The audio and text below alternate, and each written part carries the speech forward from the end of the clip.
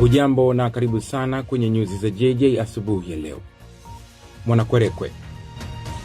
Licha ya methali isemayo mshika mawili moja humponyoka, hii imekuwa tofauti sana kwa kijana Mahmoud bin Hussein Michael, ambaye licha ya kubatizwa wiki iliyopita, lakini bado anayehitaji kwa udi na uvumba fursa ya kupata wake wanne.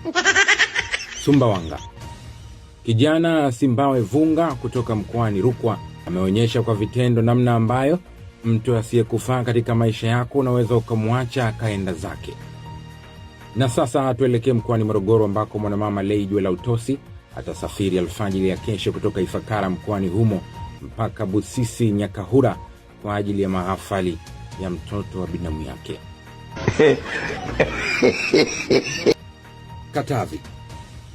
Mwanadada Ebube Ndonga kutoka mkoani Katavi aliyepoteza kidude cha umeme mwanzoni mwa mwezi huu ametumia elimu yake ya VETA kuhakikisha wateja wake wa shule ya msingi wanaomuungisha kachori wanapata chachandu ya kutosha licha ya ukosefu wa umeme nyumbani kwake hapo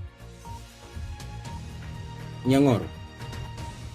Mwanaume mmoja mkoani Iringa aliyemkuta kiumbe mdogo aliyekuwa anakula keki katika friji lake alihakikisha hamfanyi chochote kibaya kiumbe huyo, huku akiwa na target za kuja kumtumia tarehe 25 mwezi wa 12 au tarehe 1 mwezi wa kwanza panapo jaala za Mwenyezi Mungu, kwa sababu anaamini atakuwa ameongezeka nyama kidogo, hivyo atafidia uhalifu huo aliyoufanya leo na kumtia hasara kwenye birthday yake.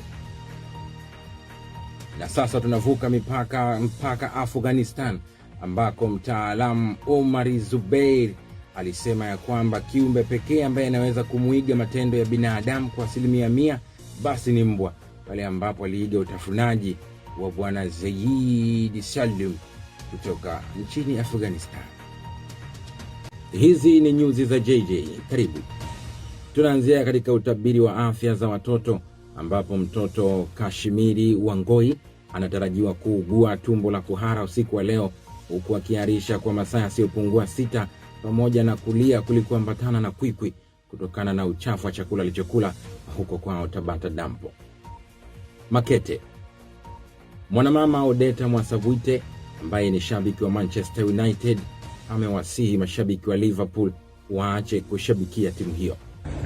Na nilikuambia waache kusupport hiyo timu, itakupatia hata tak bure. Na Chingwea. Kijana Njoki Mwanjoki ambaye ni shabiki wa Manchester United ameonyesha furaha yake mara baada ya timu yake kuichabanga timu ya Liverpool pale kwao